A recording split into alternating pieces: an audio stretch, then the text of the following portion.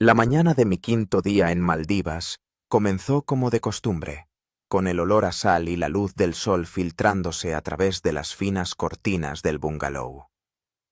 Yo, Marat Zaitsev, un programador de San Petersburgo de 32 años, por fin había hecho realidad mi sueño: escapar del frío invierno a una isla tropical. El resort Dambeli en el atolón de Baa parecía el lugar perfecto para celebrar mi ascenso en la empresa y simplemente resetear mi cerebro después de 3 años de trabajo ininterrumpido. Al salir a la terraza de madera, inhalé el húmedo aire tropical. Mi bungalow estaba construido sobre pilotes directamente sobre el agua azul turquesa y, a través del suelo transparente, podía ver peces multicolores correteando entre los arrecifes de coral. El reloj marcaba las 7 de la mañana. Faltaba 1 hora para el desayuno, y decidí hacer aquello para lo que había venido: bucear con máscara entre los jardines de coral. El día anterior había conocido a una pareja de Moscú, Timur y Regina. Se alojaban en el bungalow de al lado y también eran aficionados al snorkel. Habíamos quedado en vernos en el muelle a las 7:30 para explorar juntos la parte norte del arrecife. Mientras me ponía el bañador y preparaba el equipo, me asaltó un pensamiento extraño sobre la conversación que había tenido la víspera con un empleado de recepción local llamado Ahmed. Parecía preocupado mientras miraba al mar y mencionó que los pescadores habían notado un comportamiento inusual del océano. El agua se retiraba más de lo normal durante la marea baja. Los ancianos dicen que el mar a veces hace eso antes de una gran tormenta, había dicho. No le di importancia. El tiempo era perfecto, ni una nube en el horizonte. Al llegar al muelle, vi a Timur, que ya me estaba esperando, observando algo en el agua. «Buenos días. ¿Y Regina?», pregunté acercándome. «Ha decidido dormir un poco más. Dice que ayer se recalentó al sol», respondió Timur sin apartar la vista del agua. «Mira qué raro, nunca había visto algo así». Seguí su mirada y noté que el agua alrededor del muelle se había retirado significativamente, dejando al descubierto secciones del lecho marino que normalmente estaban ocultas bajo el agua.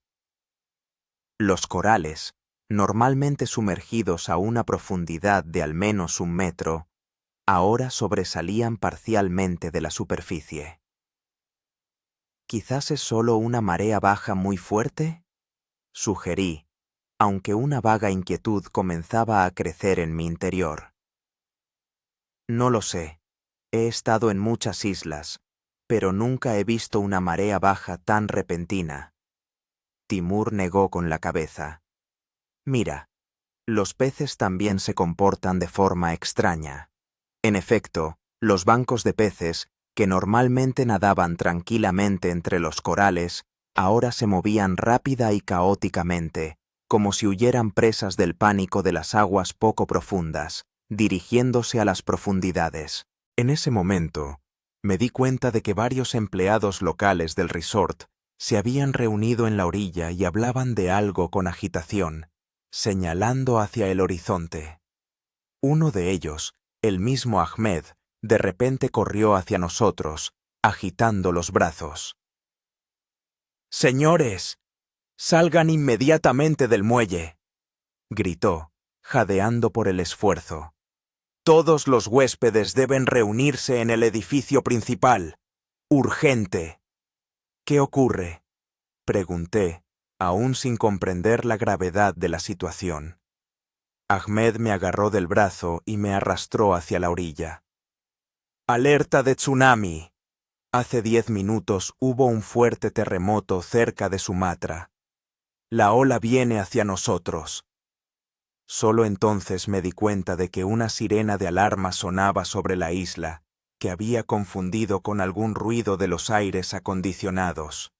Timur y yo nos miramos y, sin decir una palabra, corrimos hacia la orilla. De camino al edificio principal, situado en la parte central y más elevada de la isla, vi cómo el personal del hotel dirigía a los huéspedes de forma organizada. Muchos estaban en pijama o con albornoces puestos apresuradamente, con rostros de confusión. ¿Es grave la situación?, le pregunté a Ahmed cuando casi llegábamos al edificio principal. Muy grave, respondió él sin aminorar el paso. El servicio geológico habla de una posible altura de ola de hasta 15 metros. Nuestra isla está a solo 2 metros sobre el nivel del mar en su punto más alto. Esas palabras me helaron la sangre. Recordé las imágenes de tsunamis en Indonesia y Japón que había visto en la televisión. Pero una cosa es ver eso en la pantalla, y otra muy distinta es encontrarse ante una amenaza así.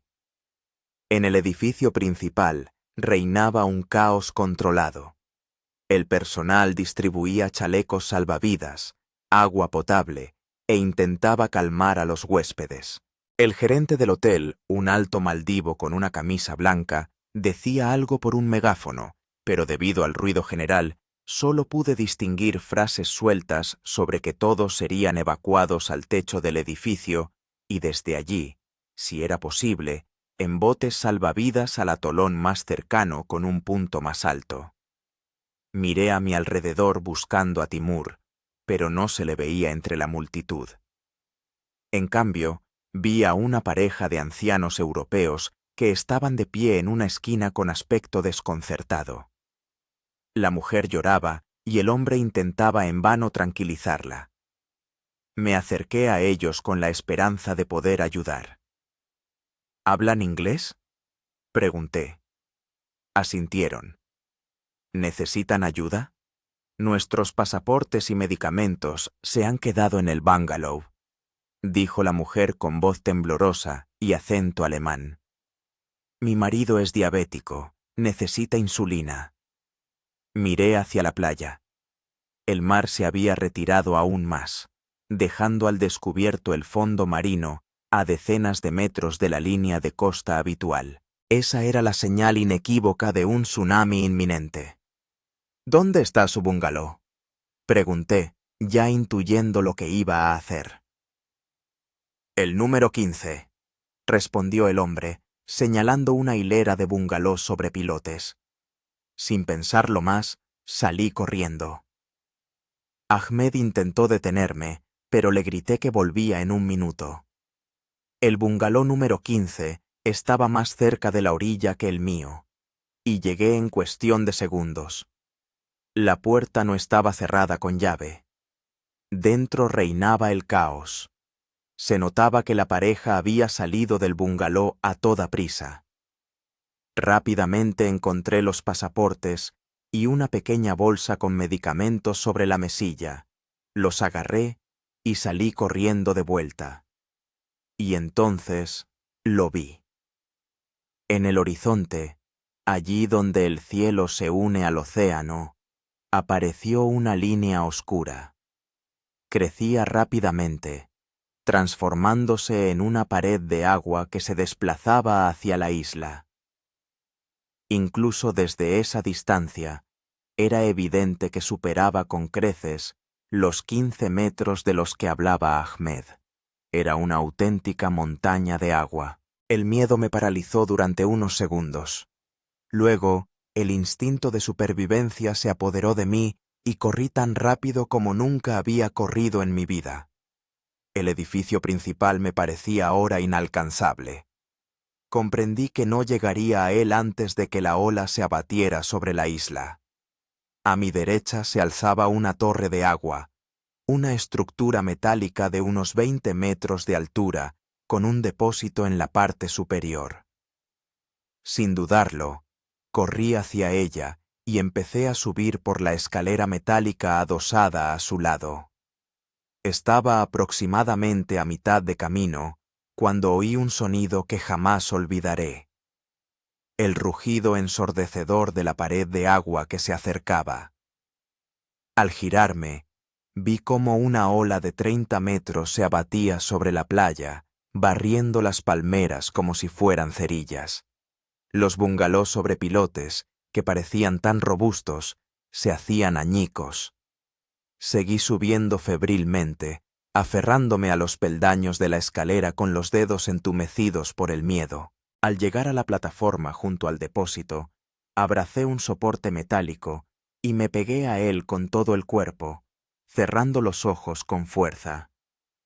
El impacto de la ola contra la torre fue como chocar contra un tren. La estructura metálica se estremeció, pero resistió el primer embate. El agua subía a una velocidad increíble y en poco tiempo ya me llegaba a los pies, luego a la cintura, al pecho. En un momento dado, sentí cómo me arrancaban de la plataforma. Lo último que recuerdo antes de que me tragara la oscuridad es el cielo, increíblemente azul e indiferente a la tragedia que se desarrollaba debajo. La consciencia regresaba lentamente, como si emergiera de un pozo profundo. Lo primero que recuperé fue el oído. Distinguía el sonido de las olas y los gritos de las gaviotas. Luego apareció la sensación de dolor, un dolor sordo, omnipresente, que me atravesaba todo el cuerpo. Intenté abrir los ojos, pero los párpados parecían pegados. Con gran esfuerzo, los separé y vi un cielo deslumbrante. Durante unos minutos me limité a yacer allí, incapaz de moverme, intentando comprender qué había sucedido y dónde me encontraba. Poco a poco, la memoria empezó a regresar por fragmentos. El mar que se retiraba, la carrera hacia la torre de agua, la pared de agua que se abatía sobre la isla. Un tsunami. Había sobrevivido a un tsunami. Con esfuerzo, me levanté sobre los codos y miré a mi alrededor. Lo que vi me dejó sin aliento por la conmoción. Estaba en un pequeño pedazo de tierra, o más bien en un montón de escombros que sobresalían del agua. Alrededor, hasta donde alcanzaba la vista, se extendía una superficie acuática. Prácticamente no quedaba nada de la isla turística. Solo algunas copas de palmeras rotas y fragmentos de edificios sobresalían del agua aquí y allá. Mi tierra firme era un caótico montón de restos de madera, plástico, estructuras metálicas y arena. Todo esto, al parecer, había sido arrastrado por la ola y, por alguna razón, se había acumulado allí, formando una especie de isla flotante de unos 10 por 15 metros. Bajo el peso de toda esa basura, parte del banco de arena debía sobresalir del agua. Con cuidado, me senté, haciendo una mueca de dolor. Mi cuerpo estaba cubierto de arañazos y hematomas, mi camiseta se había convertido en harapos y mis pantalones cortos se habían mantenido milagrosamente puestos. El hombro derecho me palpitaba con especial intensidad. Tal vez me lo había dislocado o incluso roto. Al palparme la cabeza, descubrí un gran chichón en la nuca y sangre seca en el pelo. El sol estaba casi en el cenit, lo que significaba que habían pasado varias horas desde el tsunami. El calor era insoportable y ya sentía cómo la piel empezaba a quemarse.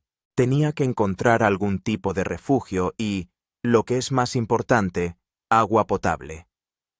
Lentamente me puse en pie, luchando contra el mareo y las náuseas. De pie, podía ver mejor mi situación, y era aún peor de lo que parecía al principio. Lo que había tomado por los restos de la isla era en realidad solo una acumulación de escombros en un banco de arena. La verdadera isla, por lo que parecía, estaba a varios kilómetros de distancia. Podía distinguir a lo lejos una línea oscura que podía ser otro atolón o lo que quedaba del nuestro. Entre los escombros vi varios objetos que podrían ser útiles: botellas de plástico, trozos de tela, barras de metal, tablas de madera. Todo esto estaba mezclado con arena, algas y, lo que era más inquietante, con peces muertos de distintos tamaños. Empecé a inspeccionar metódicamente mi diminuto islote, recogiendo todo lo que pudiera serme útil.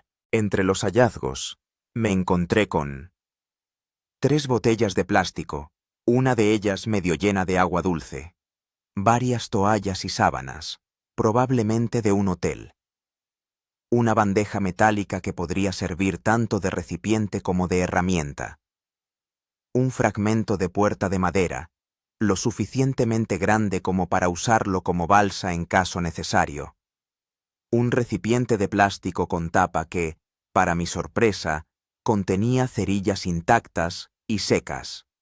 Este último hallazgo era un verdadero tesoro. Abrí el recipiente con cuidado y me aseguré de que las cerillas estuvieran realmente secas. Había unas 20. No eran muchas, pero sí suficientes si las usaba con moderación. La sed se hacía cada vez más intensa y me permití tomar un pequeño sorbo de la botella de agua. Tenía que ahorrar cada gota. No sabía cuánto tiempo iba a pasar allí, ni cuándo podría encontrar más agua dulce. Utilizando las sábanas y los fragmentos de vigas de madera, improvisé un toldo rudimentario para protegerme del sol abrasador. Bajo este refugio improvisado, me senté e intenté serenarme. Primera pregunta. ¿Cuál era la gravedad de mis heridas? Me palpé metódicamente todo el cuerpo. Me dolía el hombro derecho, pero podía moverlo. Así que no estaba roto. Quizás solo era un fuerte golpe. Tenía una herida en la cabeza, pero la hemorragia había cesado. Varios cortes profundos en piernas y brazos, y un sinfín de moratones y rasguños. En general, nada mortal, pero en estas condiciones, hasta una pequeña herida podía convertirse en un problema por el riesgo de infección. Segunda pregunta. ¿Cuánto tiempo podría aguantar aquí? Tenía muy poca agua dulce, nada de comida y una protección mínima contra el sol. Sin recursos adicionales, como máximo 2 o 3 días. Tercera pregunta. ¿Había alguna posibilidad de rescate? Deberían haber comenzado las operaciones de búsqueda y rescate. Las Maldivas son un destino turístico popular. Aquí hay miles de extranjeros. Pero me encontrarían en este diminuto fragmento en medio del océano. Decidí que tenía que actuar siguiendo un plan. Primero, crear una señal para los rescatistas. Segundo, encontrar una forma de conseguir más agua dulce. Tercero, intentar encontrar algo de comida.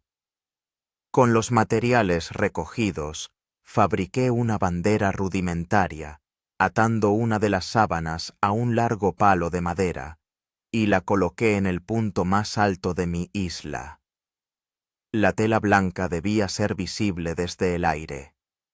Después, empecé a rebuscar entre los escombros en busca de algo que pudiera ayudarme a conseguir agua. Entre la basura, encontré varias bolsas de plástico que podría usar para recoger agua de lluvia, si es que llovía. Pero el cielo estaba despejado y no parecía que fuera a haber precipitaciones a corto plazo. Mientras estaba ocupado con estos preparativos, me llamó la atención un movimiento en el agua, no muy lejos del borde del banco de arena. Al principio pensé que era solo una ola, pero luego vi la característica aleta triangular que hendía la superficie del agua. Un tiburón, y no uno solo. Me quedé paralizado, observando cómo no menos de 3 aletas daban vueltas alrededor de mi isla improvisada. Por el tamaño, parecían ser tiburones de arrecife. No los más grandes ni agresivos, pero aún así peligrosos, especialmente en esa agua turbia, llena de sangre de peces muertos. Este descubrimiento complicaba enormemente mi situación. Ahora, incluso si decidiera intentar nadar hasta el atolón que se veía a lo lejos, el riesgo era demasiado grande. Estaba atrapado en este diminuto pedazo de tierra, rodeado de depredadores. Al caer la tarde, el calor remitió un poco, pero en su lugar surgieron otros problemas. Empecé a temblar, ya fuera por hipotermia o por el shock y el agotamiento. Junté todas las telas que había encontrado y me envolví en ellas, intentando conservar el calor corporal. El sol se hundía lentamente en el horizonte, tiñendo el cielo y el agua de tonos rojo sangre. En otra situación, habría admirado esta belleza, pero ahora me invadía el miedo ante la noche que se avecinaba. ¿Qué traería la oscuridad? ¿Podría sobrevivir a ella? Utilizando la bandeja metálica y varios trozos de madera seca, decidí encender una pequeña fogata. El fuego podía ahuyentar a los tiburones, darme calor y, lo que era más importante, servir de señal para posibles rescatistas. Al tercer intento, conseguí encender una cerilla y prenderle fuego a un trozo de tela seca, que a su vez encendió las astillas de madera. Al poco tiempo, tenía una fogata pequeña, pero constante. La mantenía con cuidado, añadiendo poco a poco madera para que durara toda la noche. A la luz de las llamas, volví a examinar mis heridas. Los cortes en las piernas parecían inflamados y decidí lavarlos con agua de mar. La sal debía ayudar a prevenir la infección. Recogiendo agua en el cuenco de plástico que había encontrado, lavé las heridas con cuidado, haciendo una mueca de dolor. La noche cayó de repente, como suele suceder en los trópicos. Las estrellas salpicaron el cielo, brillantes y cercanas, como si se pudieran alcanzar con la mano. La Vía Láctea se extendía sobre mi cabeza como un río plateado. En otra situación, este espectáculo me habría fascinado, pero ahora veía en él solo el espacio infinito e indiferente que me separaba de mi hogar y mi seguridad. Me senté junto a la fogata, escuchando los sonidos de la noche. El chapoteo de las olas, el susurro de los escombros movidos por la marea y, de vez en cuando, salpicaduras que recordaban la presencia de los tiburones. Cada sonido me hacía sobresaltar y ponerme en tensión. A pesar del cansancio, temía quedarme dormido. ¿Y si la marea subía y arrasaba mi minúscula isla? ¿Y si la fogata se apagaba y me quedaba en completa oscuridad? ¿Y si los tiburones se volvían más agresivos por la noche? Pero el cuerpo exigía descanso. Los ojos se cerraban solos y comprendía que, sin dormir, no podría mantener la lucidez mental necesaria para sobrevivir. Al final, decidí permitirme breves periodos de duermevela, despertándome cada 15 o 20 minutos para comprobar la fogata y el entorno. En una de esas veces que me desperté, divisé luces a lo lejos, tal vez un barco u otra isla. El corazón me dio un vuelco de esperanza. Eché a la fogata casi toda la leña que me quedaba, intentando avivar las llamas, y empecé a agitar una rama encendida, esperando que alguien viera la señal. Pero las luces no se acercaban y al cabo de un rato desaparecieron en el horizonte. La decepción fue amarga. Volvía a estar solo en medio del océano, con reservas menguantes de agua y leña para la fogata, pero no podía permitirme desesperar. Tenía que aguantar hasta la mañana y después trazar un nuevo plan. La noche se hizo interminable. Cada susurro, cada chapoteo me ponía en tensión. Varias veces caí en una especie de duermevela, plagada de pesadillas sobre olas gigantescas y oscuras siluetas de tiburones. Cuando los primeros rayos de sol por fin despuntaron por el este, sentí a la vez alivio y una nueva inquietud. Había sobrevivido a la noche, pero ¿qué me depararía el nuevo día? La mañana del segundo día trajo consigo nuevos desafíos. Al despertar, abrasado por el sol, descubrí que mi isla se había reducido. La marea nocturna había arrastrado parte de los escombros de los bordes. Ahora, mi refugio no medía más de 6 metros de diámetro. La fogata se había apagado hacía mucho y me quedaban solo unas pocas cerillas.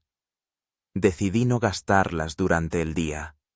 El sol ya proporcionaba suficiente calor, incluso demasiado. Mi improvisado cobertizo se había derrumbado parcialmente y dediqué la primera hora después de despertarme a reconstruirlo, utilizando nuevos escombros que la marea había arrastrado hasta el banco de arena durante la noche. La sed se convirtió en mi principal problema. En la botella quedaba menos de un cuarto de agua y solo me permití un pequeño sorbo para humedecer mis labios resecos. La lengua se me hinchó y la garganta me dolía por el aire salado. Decidí que tenía que encontrar una manera de desalinizar el agua de mar. En mis años universitarios me había aficionado al senderismo y recordaba los principios básicos de la supervivencia en la naturaleza.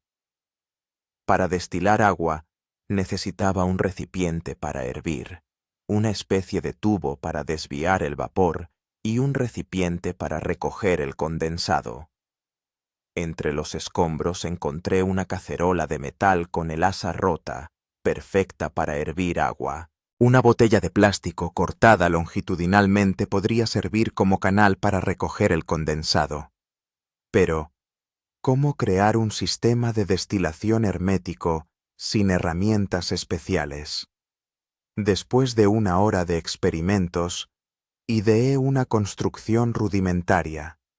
La cacerola con agua de mar sobre el fuego y encima, sobre soportes de madera, un canal de plástico inclinado para que el agua que se condensara en él goteara en un recipiente. Para evitar que el plástico se derritiera con el calor, lo situé lo suficientemente alto sobre el fuego. Para encenderlo, utilicé una de las preciadas cerillas, poniendo debajo de la leña un trozo de vela de parafina que encontré, otro tesoro entre los escombros. El fuego prendió rápidamente y pronto el agua de la cacerola empezó a hervir. El sistema funcionaba, pero con una eficiencia ínfima. En una hora, recogí apenas unas pocas cucharadas de agua dulce. Era catastróficamente poco, pero aún así era mejor que nada. Decidí mantener el fuego encendido todo el día, acumulando poco a poco una reserva de agua.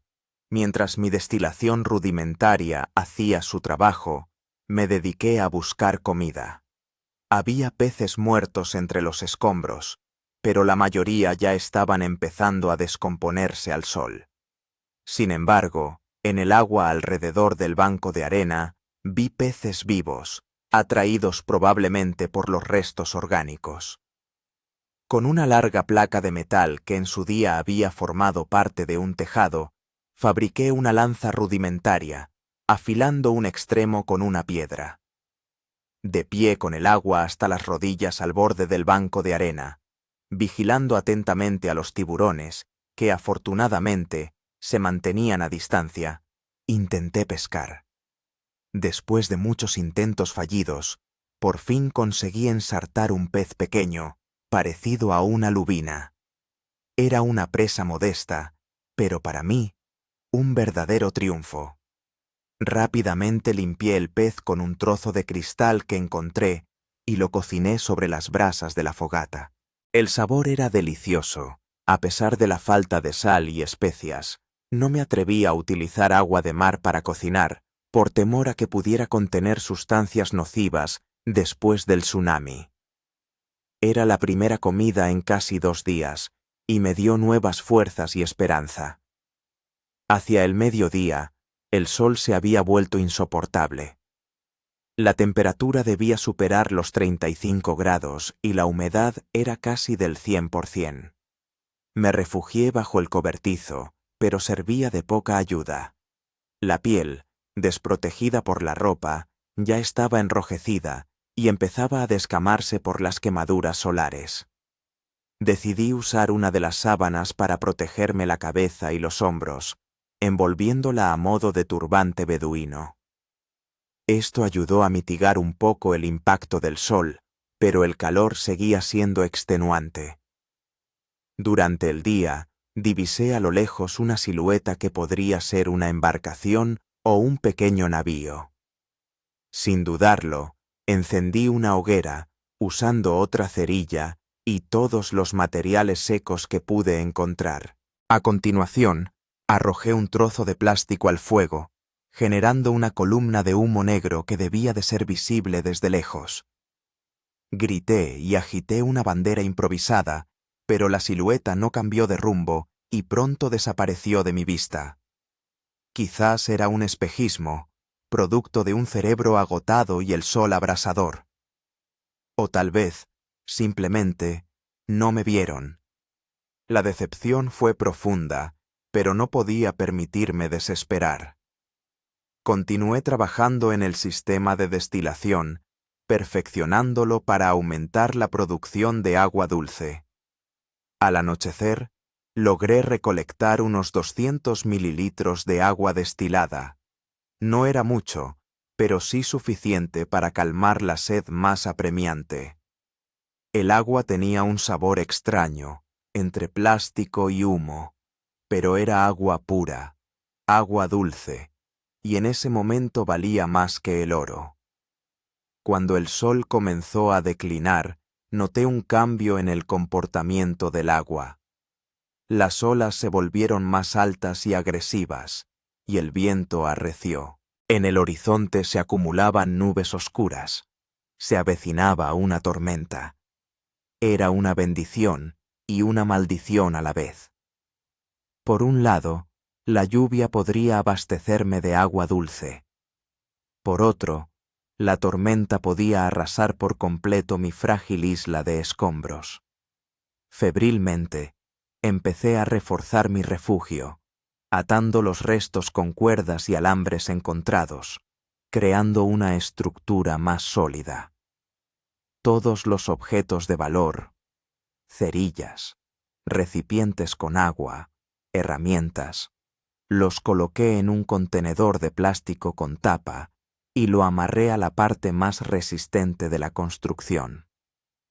La tormenta se acercaba más rápido de lo que esperaba. Apenas 1 hora después del atardecer, las primeras gotas de lluvia cayeron sobre los escombros recalentados por el sol, chisporroteando y evaporándose. Luego, la lluvia se intensificó, transformándose en un aguacero tropical. Coloqué todos los recipientes disponibles para recoger agua de lluvia y desplegué los paquetes de plástico de manera que canalizaran el agua hacia los contenedores. El agua era un verdadero tesoro y no podía permitirme perder ni una sola gota. El viento se intensificó, lanzando la lluvia casi horizontalmente. Las olas crecían, rebasando el borde del banco de arena y socavando mi isla. Me até a la parte más fuerte de la estructura, una viga metálica clavada profundamente en la arena, temiendo que la tormenta me arrastrara al mar. La noche se convirtió en una auténtica pesadilla. Los relámpagos rajaban el cielo, iluminando el océano embravecido a mi alrededor. Los truenos eran tan fuertes que parecía que me iban a reventar los tímpanos. Las olas atacaban sin cesar mi frágil isla, arrancando trozos de escombros y llevándoselos a la oscuridad. Me aferré con todas mis fuerzas, empapado hasta los huesos, helado y asustado. Cada vez que una ola especialmente fuerte golpeaba la isla, estaba seguro de que era el final. Pero, milagrosamente, la parte central de la estructura resistía el embate de la tormenta. En un momento dado, entre el fragor de la tormenta, escuché un extraño chirrido metálico. A la luz de otro relámpago, vi que a mi isla había llegado un gran objeto metálico. Una parte del casco de un barco, o quizás un fragmento de la estructura de construcción del resort. Era una suerte y un peligro a la vez. El pesado objeto metálico podía reforzar mi isla, pero también podía destruirla si las olas lo estrellaban contra los frágiles escombros. Superando el miedo, me desaté y, equilibrándome sobre los inestables escombros, intenté asegurar la estructura metálica de manera que sirviera como rompeolas, protegiendo el resto de la isla. Fue arriesgado. Varias veces estuve a punto de caer al mar embravecido, pero al final logré amarrar la plancha metálica a la estructura principal. Esta improvisación pareció funcionar. La plancha metálica recibía el golpe principal de las olas, protegiendo las partes más frágiles de la isla. De vuelta en mi refugio y atado de nuevo, sentí cierto alivio, aunque la tormenta seguía azotando con la misma fuerza. La lluvia no cesó en toda la noche, y al amanecer tenía varios litros de agua dulce, más de lo que podría haber esperado recolectar con la destilación en varios días. Era una verdadera riqueza. Cuando los primeros rayos de sol se filtraron a través de las nubes que se disipaban, pude evaluar los daños.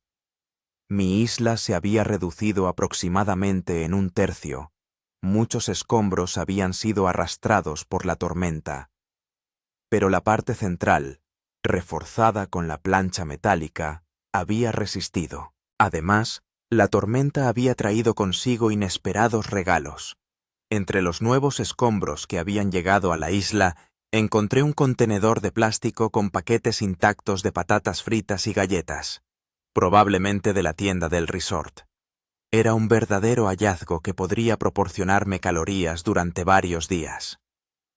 También entre los escombros apareció un trozo de espuma de poliestireno lo suficientemente grande como para usarlo como balsa si tuviera que abandonar la isla. Lo aparté a un lado. Podía ser mi salvación si la situación se volvía crítica. La tormenta también había cambiado la configuración del banco de arena debajo de los escombros. Ahora, en un punto, se había formado algo parecido a una pequeña piscina, separada del mar abierto por una franja de arena. En este acuario natural, observé varios peces pequeños que, probablemente, habían sido arrastrados por las olas y ahora no podían escapar. Era la oportunidad perfecta para reponer mis provisiones. Utilizando un trozo de tela como red, conseguí pescar 4 peces del tamaño de la palma de mi mano. 2 los preparé y comí al instante, y los otros 2 los guardé para la noche, envueltos en una tela húmeda para que se conservaran mejor. A pesar de todas las dificultades, empecé a sentir una extraña satisfacción por mi capacidad de adaptarme y sobrevivir. Por supuesto, aún me encontraba en una situación desesperada, pero ya no tan desesperanzadora como al principio. Tenía agua, algunas reservas de comida y había aprendido a conseguir más. Pero lo más importante era que no me rendía. Cada obstáculo, cada problema, se convertía en un desafío que había que superar. Y mientras pudiera resolver esos problemas, tendría una oportunidad de sobrevivir. En la tarde del tercer día, sentado bajo mi improvisado cobertizo mejorado y observando la puesta de sol, sentí una extraña calma. Sí, seguía perdido en medio del océano, en una isla minúscula hecha de escombros, rodeado de tiburones, pero estaba vivo, y, cada día, me sentía más seguro de mi capacidad para sobrevivir. No sabía cuántos días o semanas más pasaría allí, pero estaba decidido a esperar a que me rescataran. Mientras tanto, haría todo lo posible para sobrevivir día tras día, hora tras hora, minuto tras minuto. El cuarto día de mi estancia en los escombros, me desperté con una inquietante constatación. Mi isla seguía desmoronándose. La marea nocturna había erosionado el banco de arena que servía de base a la pila de escombros, y ahora la superficie terrestre se había reducido al tamaño de una habitación pequeña. Es más, observé que el nivel del agua alrededor de la isla había subido. Quizás era simplemente una marea más fuerte, pero también existía la posibilidad de que todo el banco se estuviera hundiendo lentamente bajo el agua. Esta idea me hizo pensar seriamente en la posibilidad de abandonar este precario pedazo de tierra e intentar llegar al atolón que se veía a lo lejos. Calculé que la distancia hasta allí era de unos 3 o 4 kilómetros, una distancia no muy grande para un nadador en condiciones normales. Pero las condiciones distaban mucho de ser normales. El agua estaba infestada de tiburones, atraídos por los restos orgánicos tras el tsunami. Además, mi estado físico dejaba mucho que desear.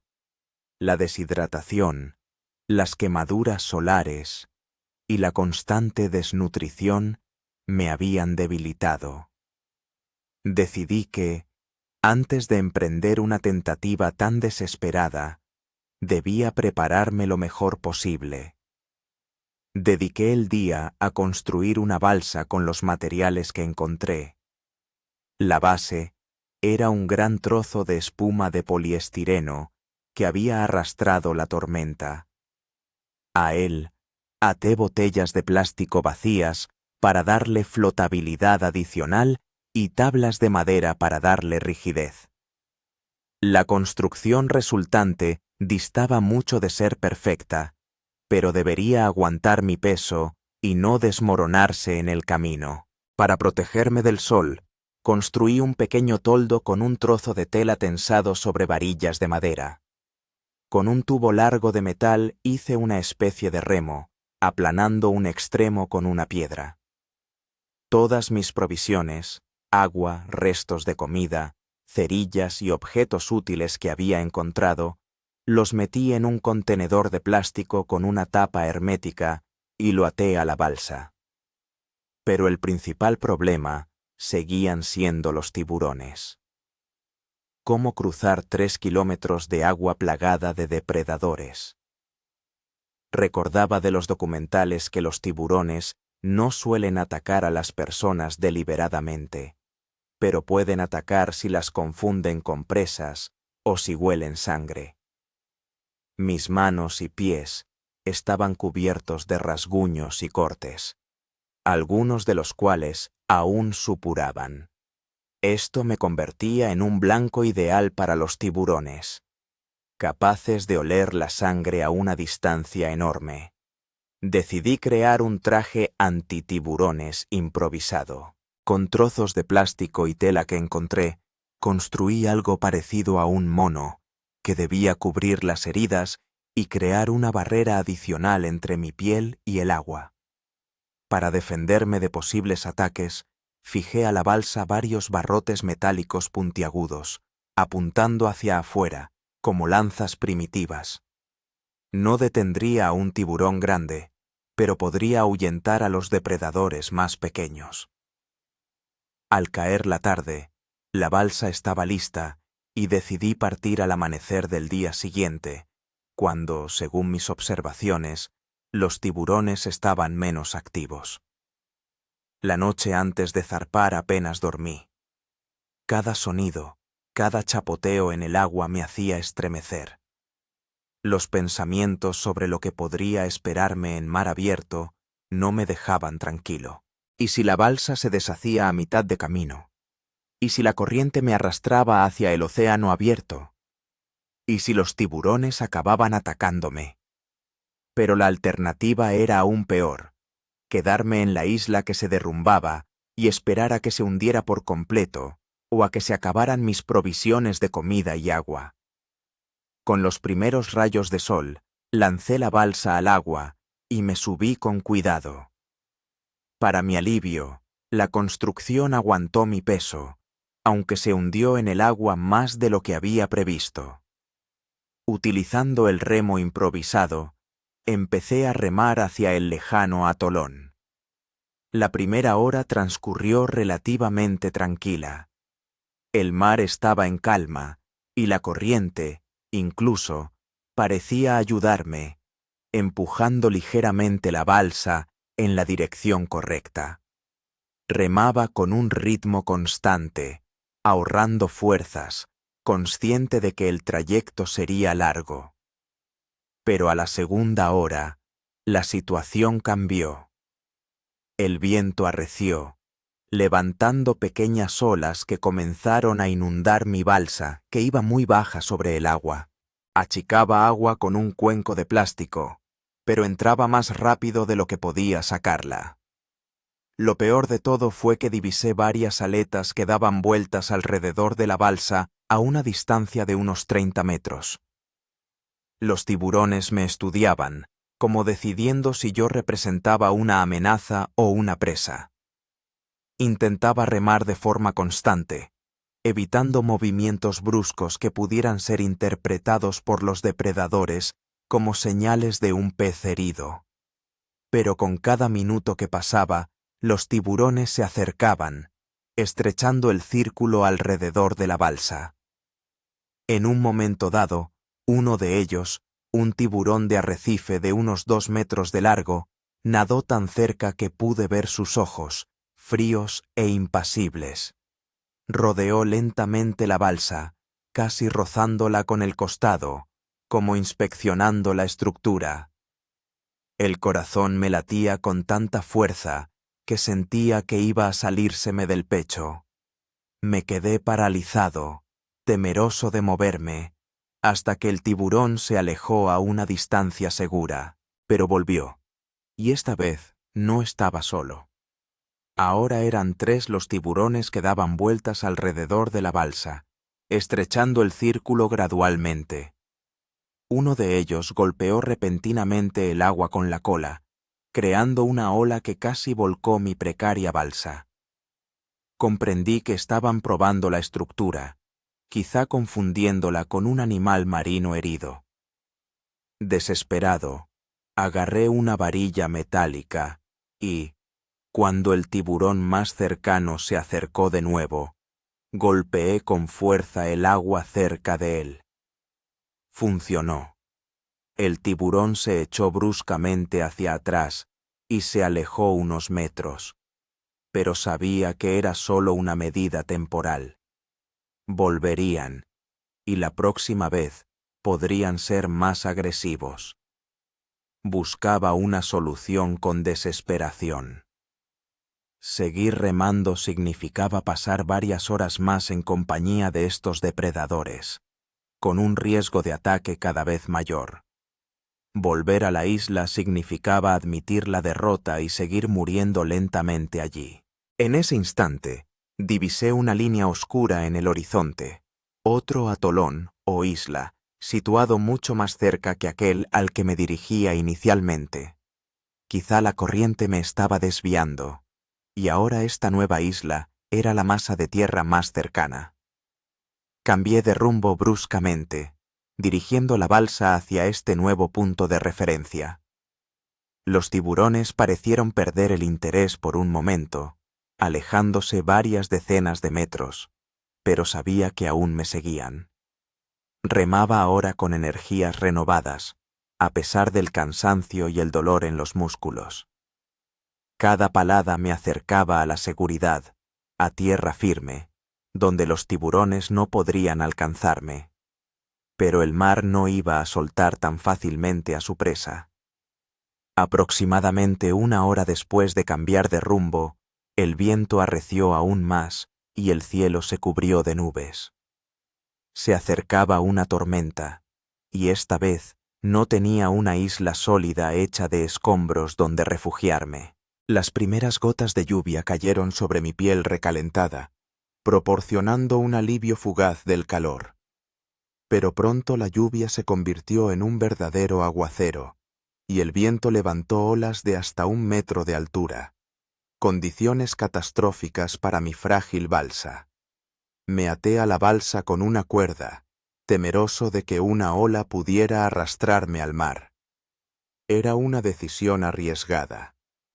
Si la balsa volcaba, podía ahogarme al no poder desatarme.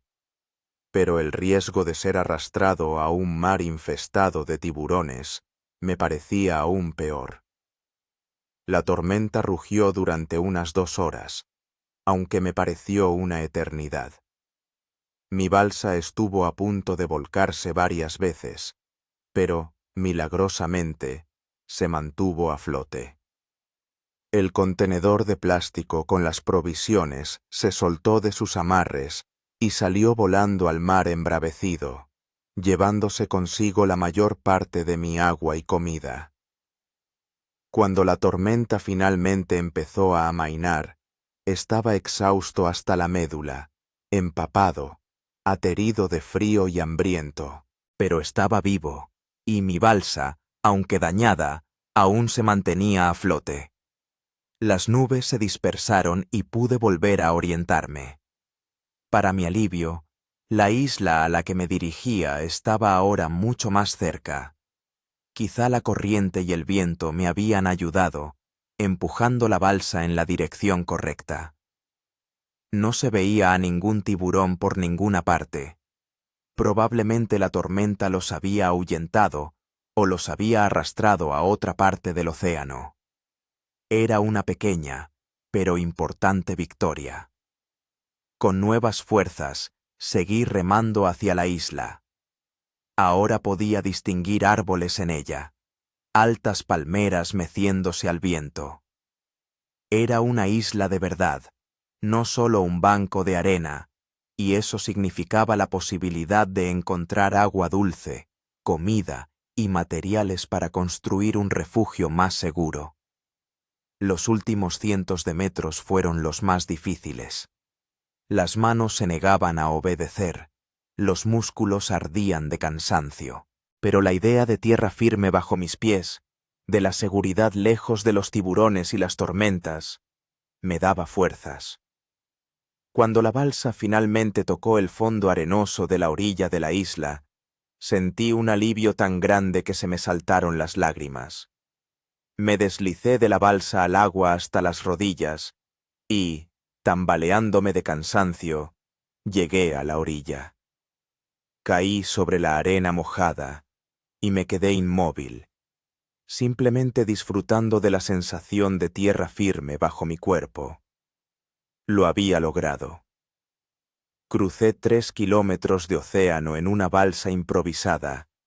Sobreviví a un encuentro con tiburones y a una tormenta. Pero aquello era solo el principio.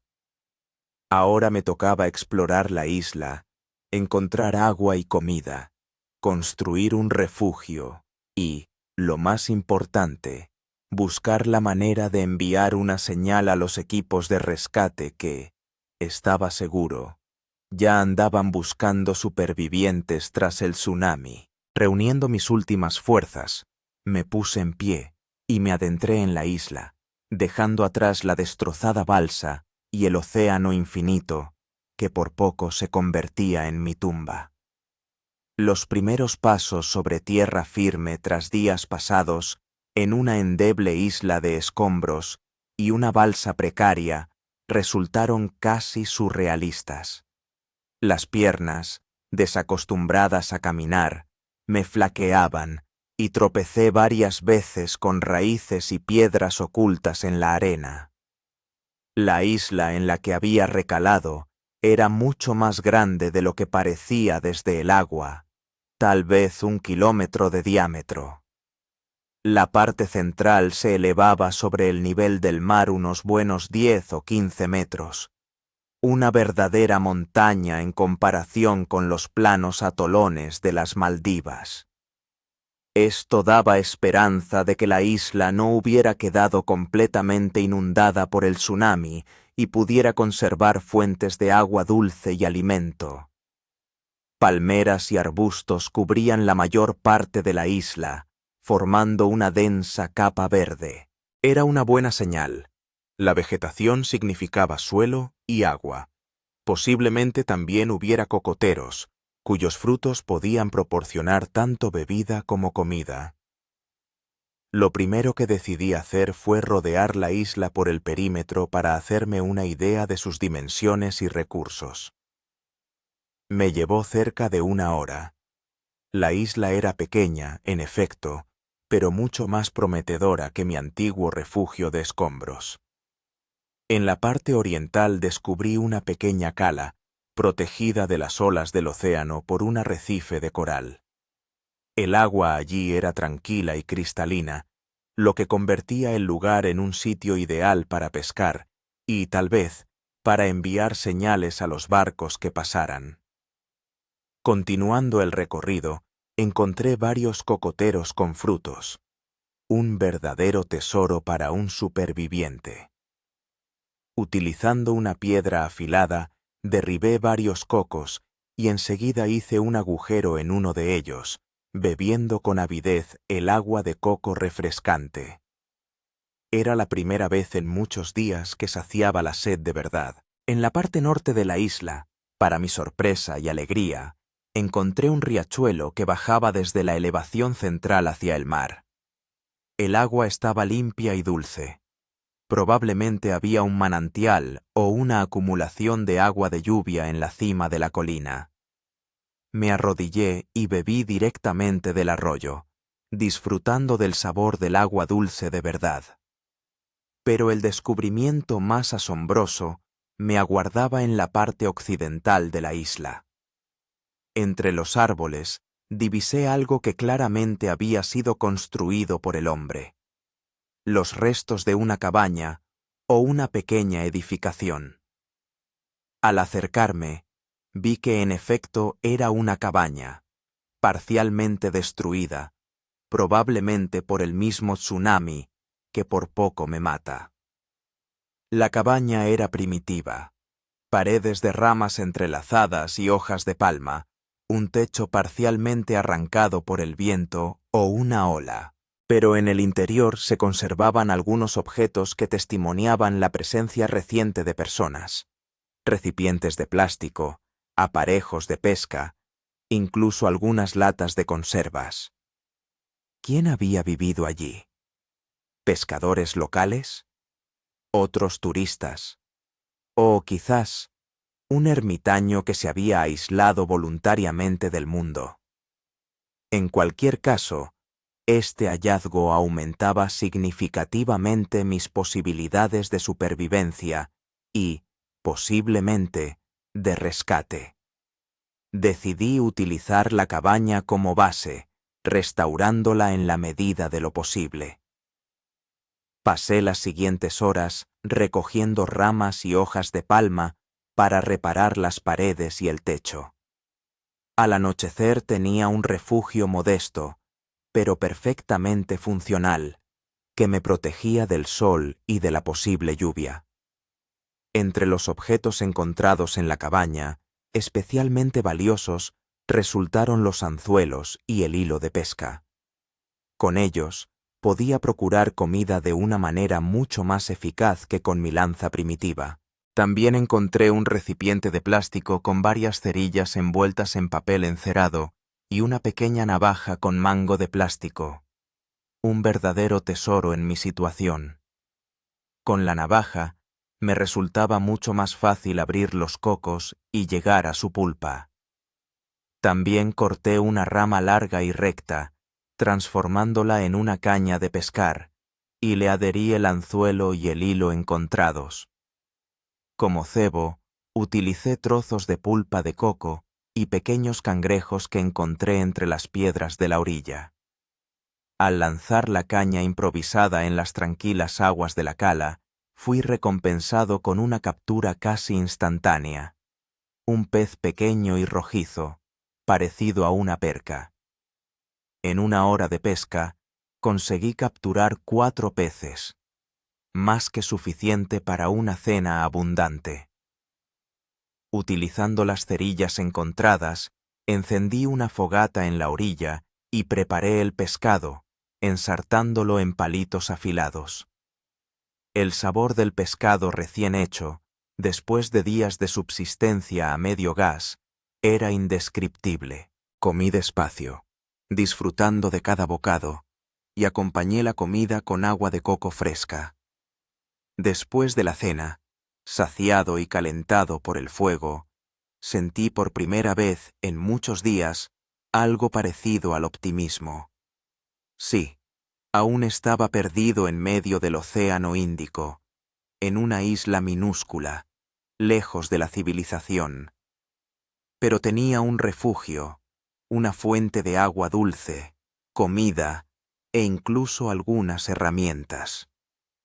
Podía sobrevivir aquí durante mucho tiempo, si fuera necesario. Pero, por supuesto, no pensaba quedarme allí para siempre. Necesitaba encontrar una forma de enviar una señal a los equipos de rescate o a los barcos que pasaran. Por la mañana, planeaba subir al punto más alto de la isla y echar un vistazo. Quizás pudiera ver otras islas o indicios de presencia humana. También tenía que crear algún tipo de faro o señal en la costa que fuera visible desde el aire o desde el mar. Quizás con los materiales encontrados en la cabaña podría construir algo parecido. Con estos pensamientos, me acomodé para pasar la noche en la cabaña reconstruida, sintiéndome por primera vez en muchos días relativamente a salvo. El cansancio no tardó en apoderarse de mí y caí en un sueño profundo, sin pesadillas ni preocupaciones. La mañana del 5.º día después del tsunami me recibió con el canto de los pájaros y el rumor de las olas. Al salir de la cabaña, descubrí con sorpresa que en la isla había mucha más vida de la que había notado el día anterior. Pájaros de colores revoloteaban entre los árboles, cangrejos correteaban por la orilla y bancos de peces nadaban en las aguas cristalinas de la bahía. Después de un desayuno rápido con las sobras del pescado y el coco del día anterior, me dirigí a la elevación central de la isla. La subida no fue muy difícil, aunque exigió cierto esfuerzo a mi debilitado cuerpo. Al llegar a la cima, fui recompensado con una vista impresionante del océano, que se extendía en todas direcciones hasta el horizonte. Desde esta altura podía ver los arrecifes de coral que rodeaban la isla e incluso distinguir las siluetas oscuras de los tiburones que patrullaban las profundas aguas detrás de ellos. Pero lo que era más importante, divisé a lo lejos varias otras islas, quizás parte del mismo atolón. Estaban demasiado lejos para nadar hasta ellas o para llegar en balsa, pero su presencia daba esperanza de que esta zona no estuviera tan aislada como pensaba. En la cima de la colina también encontré un pequeño lago, más bien un estanque, lleno de agua de lluvia. Esto explicaba la fuente del arroyo que había encontrado el día anterior. El agua del estanque era limpia y dulce, lo que me aseguraba una fuente fiable de agua potable. De vuelta a la cabaña, recogí por el camino todo lo que pudiera ser útil. Frutas parecidas a plátanos pequeños que crecían en árboles bajos, raíces que, a juzgar por las huellas de excavación, habían sido utilizadas por los anteriores habitantes de la isla. Incluso algunos huevos de pájaro encontrados en un nido en el suelo. Por la tarde, me dediqué a crear un faro de señales en la playa. Utilizando los materiales encontrados en la cabaña y los escombros arrojados a la orilla, construí una estructura alta, en cuya cima Fijé un trozo de plástico brillante que debía ser visible desde lejos. También dibujé en la arena grandes letras SOS con piedras oscuras y ramas que debían ser visibles desde el aire. Cerca, preparé un montón de ramas y hojas secas que podía encender rápidamente si veía un avión o un barco que pasara. Por la noche, sentado junto a la hoguera en la orilla y observando la puesta de sol, reflexionaba sobre mi situación.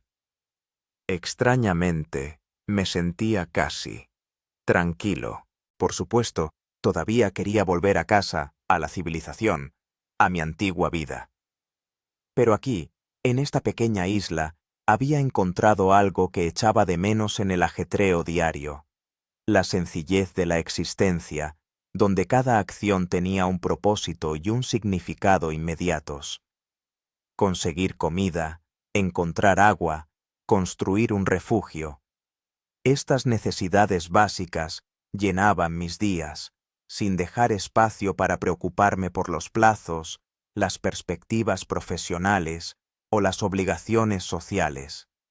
Aquí había sido reducido al nivel más básico de la existencia, y en ello había una pureza y una claridad. Por supuesto, entendía que esta era una situación temporal. Tarde o temprano me encontrarían, o yo mismo encontraría una forma de volver a la civilización. Pero esta experiencia, este forzado aislamiento, ya me había cambiado de maneras que solo estaba empezando a comprender. El sexto día divisé a lo lejos en el mar algo que podría ser un barco. Inmediatamente encendí la hoguera de señales, añadiéndole hojas húmedas para crear más humo. También utilicé un espejo que había encontrado en la cabaña para dirigir los destellos del sol hacia el supuesto barco. Grité y agité los brazos, aunque entendía que desde tal distancia era imposible que me oyeran o me vieran sin instrumentos ópticos. Pero el objeto continuó su movimiento, sin cambiar de rumbo, y pronto desapareció en el horizonte. Fue una decepción, pero no un motivo para la desesperación. El simple hecho de que hubiera visto un barco significaba que estas aguas eran visitadas, y tarde o temprano alguien notaría mis señales. En los días siguientes establecí un régimen que me permitía no solo sobrevivir, sino también mejorar gradualmente mi situación. Por la mañana revisaba las trampas para peces que había puesto en la bahía, luego recogía frutas y raíces. Por la tarde trabajaba en mejorar la cabaña o en fabricar nuevas herramientas.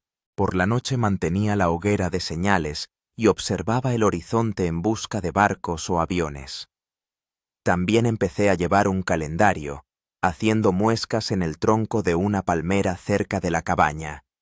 Esto me ayudaba a mantener el sentido del tiempo y la conexión con la realidad. El 10º día después del tsunami, divisé un avión que volaba lo suficientemente bajo como para notar mis señales. Inmediatamente encendí una fogata y empecé a agitar una bandera improvisada hecha con una tela de colores vivos. El avión dio una vuelta sobre la isla, luego descendió aún más y pasó justo por encima de mi cabeza. Vi los rostros de los pilotos, que me miraban a través del cristal de la cabina, y uno de ellos me saludó con la mano. Me habían visto. Sabían que estaba allí. La alegría me inundó cuando el avión dio otra vuelta y luego lanzó algo que descendió lentamente en paracaídas hasta la orilla. Era un contenedor con provisiones: agua, latas de comida, medicinas, un radiotransmisor y una nota que decía que la operación de rescate estaba en marcha y que volverían por mí en 24 horas. Aquella noche fue la más larga de mi vida. No podía dormir de la emoción y salía constantemente de la cabaña para escrutar el horizonte. El radiotransmisor funcionaba y pude contactar con el centro de coordinación de la operación de rescate. Me informaron de que un helicóptero vendría a buscarme al amanecer. Y, efectivamente, con los primeros rayos de sol, escuché el traqueteo de las hélices del helicóptero, y luego vi el helicóptero acercándose a la isla. Se mantuvo suspendido sobre la playa, y un rescatista descendió por una cuerda para ayudarme a subir a bordo. Al abandonar la isla, experimentaba sentimientos contradictorios. Por un lado, me alegraba inmensamente de volver a la civilización, a la seguridad, a la posibilidad de contactar con mi familia y amigos, que debían de haberme dado por muerto. Por otro lado, sentía un extraño apego a ese pequeño pedazo de tierra que se había convertido en mi hogar y refugio. A bordo del helicóptero me esperaba un equipo médico, que inmediatamente comenzó a examinarme y a prestarme primeros auxilios. Se sorprendieron de mi estado relativamente bueno después de todo lo que había pasado. El piloto me informó de que me llevarían a un hospital en la isla principal de Malé, donde recibiría atención médica completa y podría ponerme en contacto con mis familiares. También me contó que el tsunami se había cobrado la vida de cientos de personas en las Maldivas y que las operaciones de búsqueda y rescate seguían en curso, aunque las posibilidades de encontrar supervivientes disminuían cada día. Yo era uno de los pocos afortunados que habían logrado sobrevivir a semejante catástrofe. Y cuando el helicóptero ascendió, dándome una última mirada a la isla que me había salvado la vida, me juré a mí mismo que nunca olvidaría esta experiencia y las lecciones que me había enseñado. El hospital de Malé estaba abarrotado de víctimas del tsunami. El personal médico trabajaba al límite de sus fuerzas, atendiendo a los heridos y traumatizados. Me pusieron en una sala con otros 5 pacientes, todos ellos turistas que habían sobrevivido a la catástrofe. Los médicos se mostraron sorprendidos por mi estado relativamente bueno. A pesar de la deshidratación, las quemaduras solares, los numerosos cortes y contusiones, no tenía lesiones graves. Mi cuerpo había perdido unos 7 kilos durante esos días, pero en general estaba en mucha mejor forma que muchos otros supervivientes. En el hospital me dieron la oportunidad de contactar con mi familia. La llamada a mis padres fue muy emotiva. Ya me daban por muerto, ya que el hotel en el que me alojaba había sido completamente destruido y la mayoría de los huéspedes habían fallecido.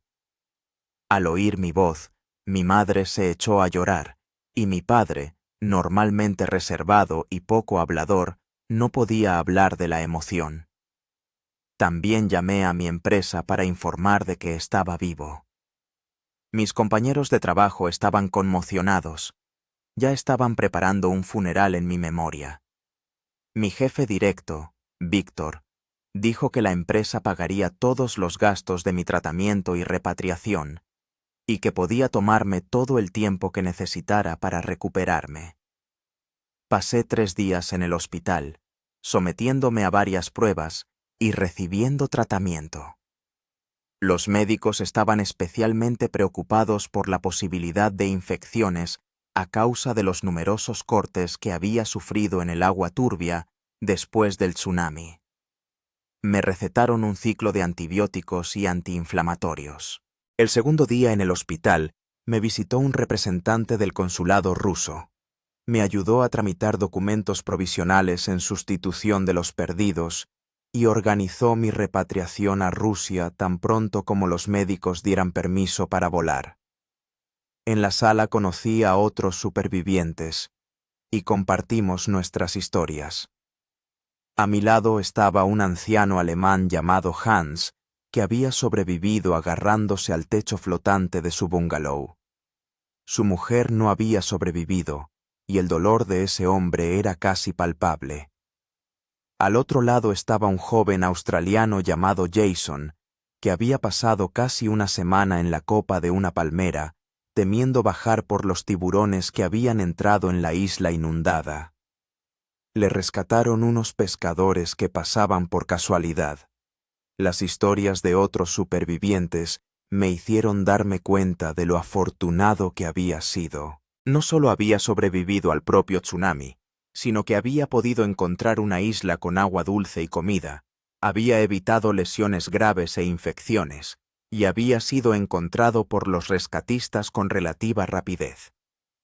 Al cuarto día me dieron el alta del hospital con la recomendación de consultar a un médico al regresar a casa para continuar el tratamiento. El representante del consulado me acompañó al aeropuerto, donde debía tomar un vuelo a Dubái y desde allí a San Petersburgo. Antes de partir, compré un periódico local en el aeropuerto para informarme mejor sobre la magnitud de la catástrofe. Las estadísticas eran horripilantes. Más de 300 muertos en las Maldivas, miles de heridos, decenas de desaparecidos. Se estimaba que el daño económico ascendía a cientos de millones de dólares, y se preveía que la reconstrucción de la infraestructura turística llevaría años. En el periódico también aparecían historias de supervivientes, y para mi sorpresa, yo también era mencionado. Turista ruso que pasó 10 días en una isla desierta después del tsunami. La historia era imprecisa en los detalles, pero el hecho de que hubiera llegado al periódico demostraba lo inusual que había sido mi rescate. El vuelo de vuelta fue largo y emocionalmente duro. Cada vez que cerraba los ojos, se me aparecía la imagen de una ola de 30 metros estrellándose contra la isla. Me sobresaltaba con cada turbulencia, y las azafatas, al conocer mi historia, me traían comprensivamente tés relajantes y mantas. En Dubái tenía una escala con una espera de 6 horas. El aeropuerto, con sus lujosas tiendas, restaurantes y multitudes, me parecía surrealista después de los días que había pasado en completa soledad en una pequeña isla. Me sentía como un extraterrestre observando los extraños rituales de la civilización terrestre. Me impactó especialmente la abundancia de comida y agua, cosas por las que había luchado cada día en la isla. La gente a mi alrededor dejaba descuidadamente platos a medio comer, tiraba botellas de agua medio vacías. Esto me provocaba una extraña mezcla de shock e irritación. En San Petersburgo me esperaban mis padres, mi hermana y varios amigos cercanos. El momento del encuentro estuvo lleno de emociones, abrazos, lágrimas, miradas incrédulas, como si aún no pudieran creer que realmente había regresado. En casa me esperaba otra sorpresa: periodistas. De alguna manera se habían enterado de mi regreso y querían entrevistarme sobre la experiencia vivida. Me negué. Necesitaba tiempo para asimilar lo que había sucedido antes de compartirlo con el mundo.